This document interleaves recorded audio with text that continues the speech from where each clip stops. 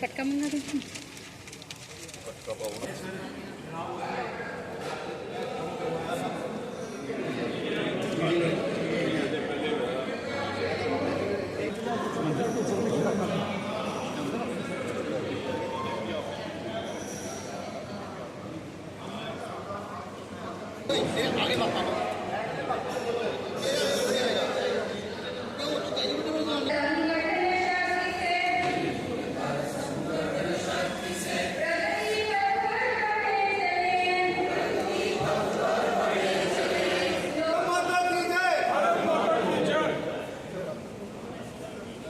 की एक परंपरा रही है, पद्धति रही है। समय समय पर इस प्रकार के प्रशिक्षण वर्ग आयोजित किए जाते हैं क्योंकि बहुत सारे नए साथी जुड़ जाते हैं। जैसे आप जानते हैं कि दुनिया का सबसे बड़ा राजनीतिक संगठन है भारतीय जनता पार्टी संख्या की दृष्टि से, तो जिस प्रकार से इसका विस्तार होता है तो पुराने कार्यकर्ताओं को भी एक बार पुनः आज की परिस्थितियों के साथ परिचित होने का अवसर रहता है और जो नए कार्यकर्ता जुड़ते हैं उन्हें इसकी विरासत, और जैसे मोदी जी कहते हैं विरासत और विकास, तो किस प्रकार से अपनी विरासत को जीवित रखते हुए उसको विकास के साथ जोड़ना। और जहाँ हम खड़े हैं कठुआ, ये तो श्यामा प्रसाद मुखर्जी की कर्म भूमि रही है।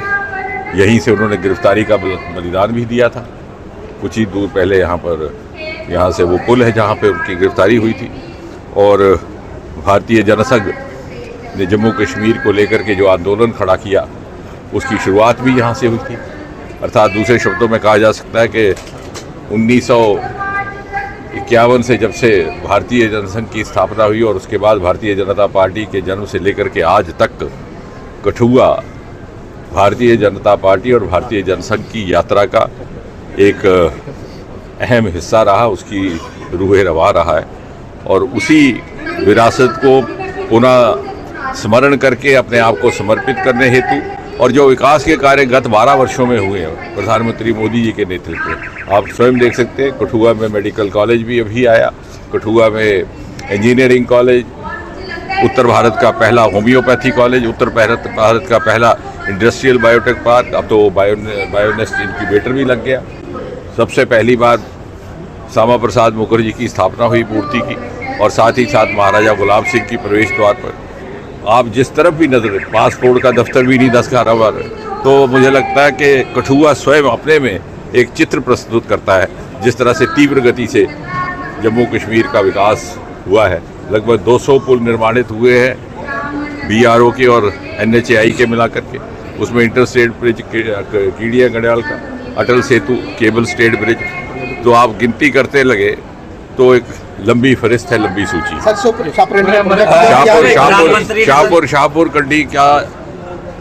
शाहपुर कंडी का उल्लेख करना इसलिए महत्वपूर्ण है कि ये प्रोजेक्ट 40 वर्षों से ठंडे बस्ते में पड़ा था, और अब तो चूंकि नई पीढ़ी आ गई कार्यकर्ताओं की और नागरिकों के, शायद लोग भूल भी गए कि इसका सबसे पहली बार शिलान्यास सन 1984 में हुआ था, तत्कालीन प्रधानमंत्री श्रीमती इंदिरा गांधी ने।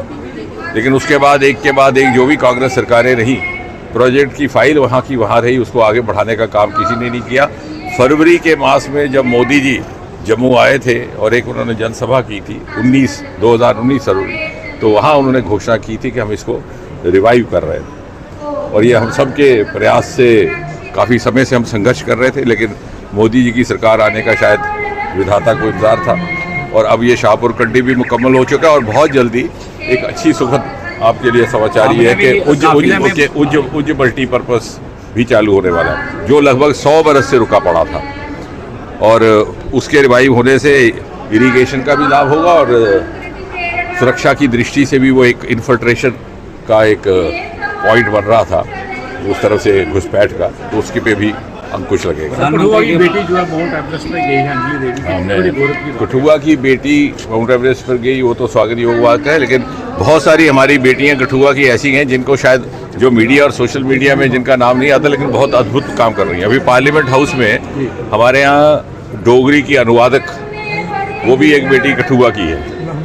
और इसी प्रकार हमारा जो पृथ्वी विज्ञान मंत्रालय है, वहाँ पर हमारी सोशल मीडिया की टीम की बेटी भी एक यहीं की रहने वाली है। तो मुझे लग रहा है कि आने वाले समय में, चूँकि एक ऐसा भौगोलिक स्थान है जिसका 3-4 राज्यों के साथ संबंध है, आने वाले समय, और अब तो वंदे भारत भी यहीं से शुरू हुई इन्हीं 10-12 सालों में, ये सारा, और अब बहुत जल्द एक्सप्रेस कॉरिडोर भी चालू होने वाला है। प्रधानमंत्री की अपील के बाद आपने भी वाहनों की संख्या कम की है आपने काफ़ी। हाँ, वो मैंने तो ये कहा था कि दिल्ली में जो आवास के आसपास जो हमारी आवाजाही रहेगी उसमें सिंगल गाड़ी रहेगी, और जम्मू कश्मीर में सुरक्षा की दृष्टि से जितना अनिवार्य होगा, आज भी आप देखेंगे कि लगभग 3 गाड़ियाँ हमारी कम हैं, सिर्फ जो सुरक्षा की दृष्टि से जो हिदायत थी उसके मुताबिक CRP और जैमर वो अभी काम करें।